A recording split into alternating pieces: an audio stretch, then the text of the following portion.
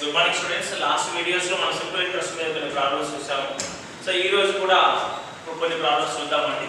So వాటిలో మరీ basic level problems and basics లో మనము డిస్కస్ చేసాము.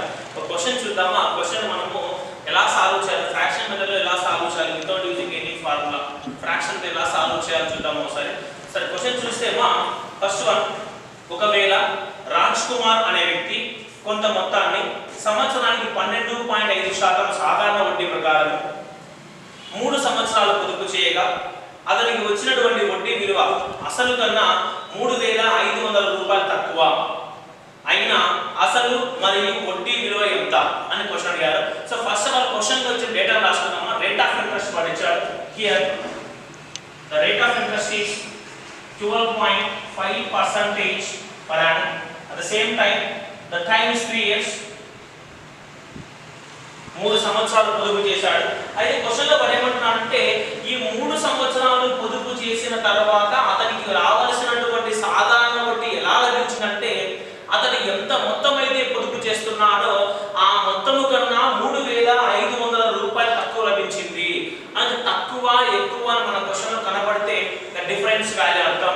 సో సింపుల్ ఇంట్రెస్ట్ వాల్యూ అనేటువంటిది ఎలా లభించిందంటే మనం ఎంత మొత్తాన్ని అయితే పొదుపు చేశామో దీనికన్నా 3,500 రూపాయలు తక్కువ వచ్చింది అంటున్నాడు. క్లియర్? ఇది మన క్వశ్చన్ లో ఉన్నటువంటి డేటా వాల్యూ. ఈ క్వశ్చన్ మనం ఫార్ములాస్ యూస్ చేసి x వాల్యూస్ ని సాల్వ్ చేయడం కన్నా ఫ్రాక్షన్ మెథడ్ లో సాల్వ్ చేస్తే క్వశ్చన్ ఈజీగా ఉంటుంది.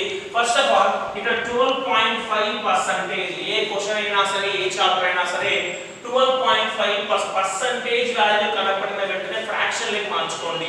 దీని ఫ్రాక్షన్ వాల్యూ ఎంతమో ఈ ఫ్రాక్షన్ వాల్యూస్ ఎలా మార్చుకోవాలి అని పర్సంటేజ్ బేసిక్స్ లో మీకు ఆల్రెడీ చెప్పాను. ఒకవేళ ఆ చాప్టర్ ఎవరైనా చూడని వాళ్ళు ఆ వీడియోస్ కి వెళ్ళి చూడండి అమ్మా. క్లియర్? సో 12.5% ఫ్రాక్షన్ గా మారుస్తే దాని విలువ 1/8. దీని మీనింగ్ ఏంటంటే ఒక సంవత్సరానికి క్లియర్, ఒక సంవత్సరానికి 8 భాగాల ప్రిన్సిపల్ నేను ఇన్వెస్ట్మెంట్ చేస్తే ఒక భాగం వడ్డీ నాకు లభిస్తుంది. ఒక సంవత్సరానికి ఒక భాగం లభిస్తే ఇక్కడ ఎన్ని సంవత్సరాలు మనకు మొత్తం 3 సంవత్సరాలు పొదుపు చేశాను కాబట్టి అసలులో ఎటువంటి మార్పు మనకు జరగదు. Clear? So principle is always 8 parts. Principle లో ఎన్ని సంవత్సరాలు మార్పు ఉంది కాబట్టి 8 పార్ట్స్. ఇంట్రెస్ట్ వాల్యూ ఎలా ఉందంటే సంవత్సరానికి ఒక భాగం. అలాంటిది ఇక్కడ ఎన్ని సంవత్సరాలు పొదుపు చేశాము? 3 సంవత్సరాలు. 3 × 1 3 భాగాలు. క్లియర్? అంటే ఈ 3 సంవత్సరాలలో నాకు లభించినటువంటి వడ్డీ ఎన్ని భాగాలు అంటే 3 భాగాలు ఉంది. ఎంత మొత్తాన్ని పొదుపు చేశానంటే 8 భాగాలు పొదుపు చేశాను.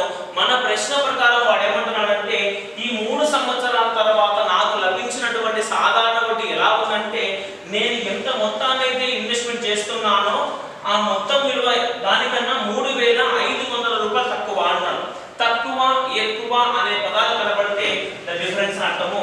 సో ఈ 8 భాగాలకు 3 భాగాలకు మధ్య డిఫరెన్స్ అంటే ఇక్కడ 5 పార్ట్స్. క్లియర్? సో ఈ 5 పార్ట్స్ తీసుకుంటే according to our parts 5 parts. కానీ మన ప్రశ్న ప్రకారం నిజమైన విలువ ఎంత అంటే ఇక్కడ 3,500. అంటే 5 భాగాలకు 3,500 రూపాయలు సమానమైతే ప్రశ్నలో పడేది అనుకోమంటున్నాడంటే అసలు మరియు వడ్డీ ఎంత. అసలు ఎన్ని భాగాలు ఇక్కడ 8 భాగాలు. 5 భాగాలకు 3,500 అయితే ఒక భాగానికి ఎంత అండి 700 రూపీస్. ఒక భాగానికి 700 రూపాయలు కనుక్కున్న తర్వాత ఇంక 8 భాగాలకు ఎంత 3 భాగాలకు ఎంత మన క్వశ్చన్ అడుగుతున్నాడు. సో 8 పార్ట్స్ కి ఎంత అండి 8 × 700 5,600. క్లియర్? అంటే నేను పొదుపు చేసినటువంటి మొత్తం విలువ 5,600 రూపాయలు. ఈ 3 సంవత్సరాల తర్వాత నాకు లభించేటువంటి సాధారణ వడ్డీ ఎన్ని భాగాలు అంటే 3 భాగాలు.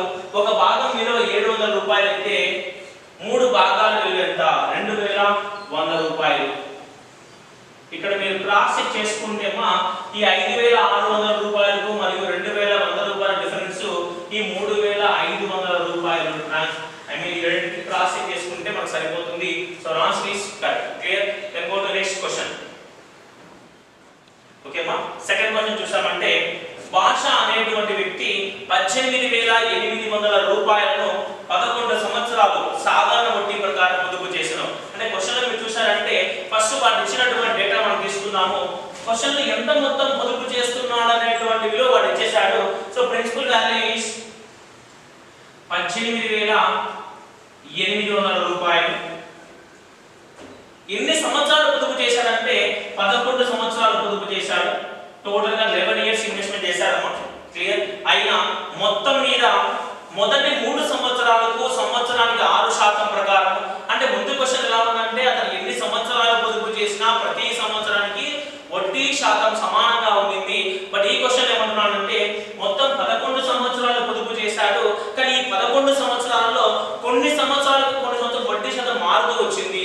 అది ఎలా మారింది అనేది చూద్దాం. ఇక్కడ ఫస్ట్ 3 సంవత్సరాలకు వడ్డీ శాతం ఏంటంటే, సో ఇనిషియల్ గా మొదటి 3 సంవత్సరాలకు వడ్డీ శాతం 6% ప్రకారం అంటున్నాడు. క్లియర్? తర్వాత 4 సంవత్సరాలు, దీని మీనింగ్ ఏంటంటే ఈ 3 సంవత్సరాలు దాటిన తర్వాత 4 సంవత్సరాల వరకు ఎంత వడ్డీ శాతం ఉందంటే 7% అంటున్నాడమ్మా. సో తర్వాత 4 ఏళ్ళు. క్లియర్? సో 4.7%. క్లియర్? ఓకేనా? నెక్స్ట్ ఏమంటారంటే మరియు 7 సంవత్సరాల తర్వాత సంవత్సరానికి 7.5%. ఇక్కడ మీరు క్వశ్చన్ అబ్జర్వ్ చేయాల్సిందంటే తరువాత అని ఇవ్వలేదమ్మా. మొత్తం మీద 7 సంవత్సరాల తర్వాత ఎన్ని సంవత్సరాలైనా పొదుపు చేసుకోండి మీరు, ఆ అన్ని సంవత్సరాల కాను వడ్డీ శాతము 7.5%గా ఉంది. ఇక్కడ మనం ఫైండ్ అవుట్ చేయాల్సిందంటే 7 సంవత్సరాలు దాటిన తర్వాత మన వడ్డీ శాతం విలువ 7.5%. మొత్తం ఎన్ని సంవత్సరాలు పొదుపు చేసాం? ఇక్కడ 11 సంవత్సరాలు పొదుపు చేసాం. అందులో మొదటి 3 సంవత్సరాలు పూర్తయింది, తర్వాత 4 సంవత్సరాలు పూర్తయింది, అంటే 7 ఇయర్స్ కంప్లీట్. 7 ఇయర్స్ దాటిన తర్వాత వడ్డీ శాతం విలువ ఎంత? 7.5%. అలా మన ప్రశ్న ప్రకారం ఎన్ని సంవత్సరాలు పొదుపు చేశారు? 11 ఇయర్స్. సో 11 ఇయర్స్ లో ఈ 7 ఇయర్స్ తీసేసామంటే ఎన్ని సంవత్సరాలు మనం ఇక్కడ ఇన్వెస్ట్మెంట్ చేసి ఉంటామంటే 4 ఇయర్స్. సో టోటల్ గా సరిపోయేదాన్ని మీకు బేసిక్స్ క్లాస్ లో చెప్పిన దాన్ని బట్టి బేస్ చేసుకొని మన ఇంట్రెస్ట్ వాల్యూ అంటే ఎలా వస్తుందంటే the product of time and rate of interest. Clear? So 3 into 6 how much value? 18%. ఓకేనా? Next 4 into 7 28%. Next 4 into 7.5%, that is 30%. ఇదంతా సింపుల్ ఇంట్రెస్టే. మీకు ఆల్రెడీ బేసిక్స్ లో ఏ విధంగా తీసుకోవాలి, దేని ఏ శాతం ప్రకారం తీసుకోవాలి, ప్రిన్సిపల్ ఎప్పటికీ 100%గా ఉంటుందని క్వశ్చన్ లో మీకు బేసిక్స్ చెప్పాను. అది ఒకసారి చూసి ఈ వీడియోస్ లోకి వస్తే క్వశ్చన్ లో ఎటువంటి డౌట్ లేకుండా ఈజీగా సాల్వ్ చేసుకోవచ్చు. ఇక్కడ వచ్చినటువంటి మొత్తం వడ్డీ శాతం దేనికి సమానం అంటే మనకు 11 సంవత్సరాల తర్వాత లభించేటువంటి సాధారణ వడ్డీకి సమానమే ఉంటుంది. ఓకేనా? ఒకసారి అడిషన్ చేసుకున్నాము. మొత్తం ఇక్కడ 30 + 28 58 + 80 58 68 76%. క్లియర్? 76%. అసలు అనేటువంటిది ఎప్పటికీ ఎంత శాతానికి సమానమై ఉంటుందంటే 100%. క్లియర్? సో 100% వాల్యూ క్వశ్చన్ లో వాడు ఇచ్చాడు 18,800 రూపాయలని. సో 100% వాల్యూ 18,800 రూపాయలు అయితే క్వశ్చన్ లో వాడు ఏమనుకోమంటున్నామో సింపుల్ ఇంట్రెస్ట్ వాల్యూ ఎంత అంటే 11 సంవత్సరాల తర్వాత వచ్చేటువంటి సాధారణ వడ్డీ విలువ ఎంత అంటున్నాడు. ఆ వడ్డీ విలువ ఎంత శాతంగా ఉంటుందంటే 76%గా ఉంటుంది. సో 76% వాల్యూ ఎంత? క్లియర్? క్రాస్ మల్టిప్లికేషన్ చేసామంటే ఇది ఇక్కడ మీరు క్యాన్సిలేషన్ చేసుకోవచ్చు. 2 zeros క్యాన్సిలేషన్ చేస్తే 76 into 188. క్లియర్? సో దీన్ని మీరు మల్టిప్లికేషన్ చేసుకుంటే వచ్చేటువంటి విలువ మన ఆన్సర్ గా ఉంటుంది. ఇక్కడ ఇంకోటి ఈ మెథడ్ లోనే సాల్వ్ చేయాలని అనేది ఇక్కడ డైరెక్ట్ గా 76% అన్నారు కదా. మనం జనరల్ గా మాట్లాడుకునేటువంటి ప్రాబ్లమ్స్ బేస్ చేసుకొని ఈ పర్సంటేజ్ వాల్యూను ఫ్రాక్షన్ లోకి మారుస్తే అంటే 76/100 తీసుకున్నామంటే అక్కడ వచ్చేటువంటి భిన్నంలో హారంలో ఉన్నటువంటి విలువ ప్రిన్సిపల్ సమానం అవుతుంది, లవంలో ఉన్నటువంటి విలువ సాధారణ వడ్డీకి సమానం అవుతుంది. ఇక్కడ క్యాన్సిలేషన్ చేయకుండా మీరు అబ్జర్వ్ చేస్తే 76/100 100 pounds is equal to 18,800 rupees. Then 76 pounds is equal to how much amount? So ఈ విధంగా మనం క్యాలిక్యులేషన్ చేసుకుంటే without using any formula to get the answer very easy. Clear? So next videos లో ఇంకొన్ని problems చూద్దాం. at the same time ప్రతి ఒక్కరూ మన ఛానల్ సబ్స్క్రైబ్ చేసుకోండి అమ్మా. వీలైనంత వరకు మీ ఫ్రెండ్స్ షేర్ చేయండి. ఓకేనా అమ్మా? థాంక్యూ. నెక్స్ట్ వీడియోస్ లో ఇంకొన్ని మనకు ఇంపార్టెంట్ ప్రాబ్లమ్స్ చూద్దాము.